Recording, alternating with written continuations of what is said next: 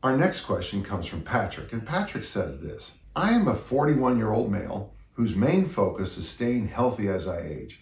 Patrick, I wish I could just stop right now and then underline it and then send this out, I don't know, on an SOS message to the world. My main focus is staying healthy as I age. That is fantastic to hear. I have an odd schedule where I work 7 overnights in a row, and then I have 7 days off. I have a home gym made up of kettlebells up to double 32s, a dip chin station, and a TRX. That's a good home gym. Since COVID, I've worked out exclusively at home. This fall, both of my kids, 5 and 7, will be going to school full-time, which leaves me with this thing called free time, which I haven't had since they were born. Man, when my daughter Lindsay went off to full-day kindergarten, I just felt all this time rush back into my life. And by the way, for those of you who have at all followed my career, you'll notice that when she turned 5, my discus started going farther and my Highland Games got better. My wife and I have decided to join a gym so we can go when they are at school. I love this. I'm hoping to get back into barbell training, but my schedule makes it hard to follow a program as I can't make it to the gym during my 7 days on. I was thinking I could alternate easy strength one week and kettlebells the next week. I would love to hear how you would train with a schedule like this.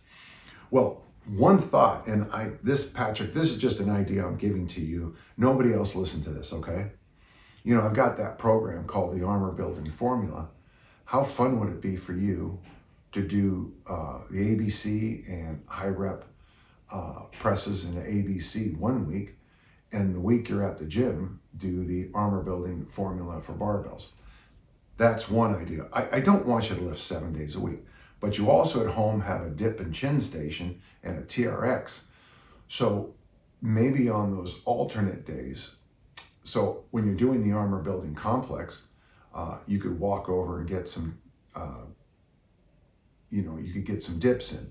On the day you're doing the high rep presses, you could get some chin ups in. And then after those, you could use a TRX to do those things that I think are the best things TRXs are made for: the single arm plank, the T's, the Y's, and the I's.